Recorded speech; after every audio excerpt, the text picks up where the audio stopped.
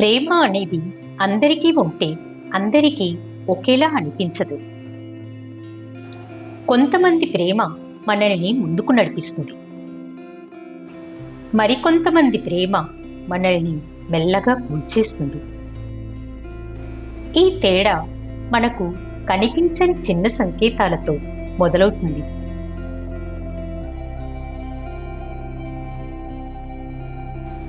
ఈ వీడియోలో మనం తెలుసుకోబోతున్నాం,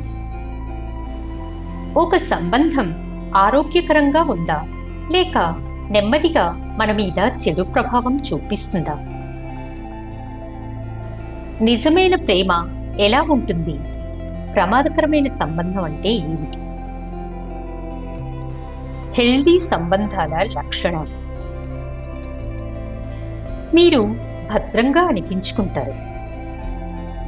మీరు మాట్లాడడంలో భయం ఉండదు. అంగీకారం లేకపోయినా గౌరవం ఉంటుంది. మీకు గౌరవం ఎప్పటికీ ఉంటుంది. విభేదాలు వచ్చినా వాళ్ళు మీ అభిప్రాయాన్ని నమ్మకంగా వింటారు. స్వేచ్ఛ ఉంటుంది. మీరిద్దరూ కలిసి ఉండగలుగుతారు, కానీ మీకు మీ స్వంత జీవితం కూడా ఉంటుంది.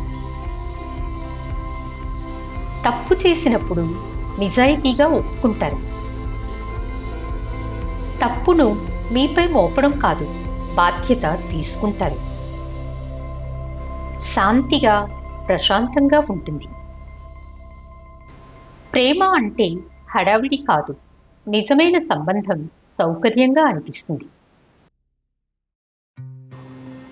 అన్హెల్దీ సంబంధాల లక్షణాలు.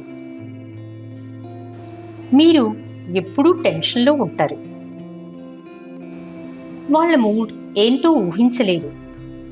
ఎప్పుడూ జాగ్రత్తగా ఉండాలి అనిపిస్తుంది. కాపాడడం పేరుతో నియంత్రణ. అది ఎందుకు వేశావు, వాళ్ళతో మాట్లాడదు, ఇలా ఎందుకు చేశావు, నేను చెప్పిందే వినాలి, ఇలాంటి మాటలు. ఇది ప్రేమ కాదు, కంట్రోల్. వాళ్ళు ఎప్పుడూ తమ తప్పు ఒప్పుకోరు. మీదే తప్పు అంటారు. మీరు ఎంత చెప్పినా అర్థం చేసుకోరు. మీ ఫీలింగ్స్ని చిన్నగా చూస్తారు.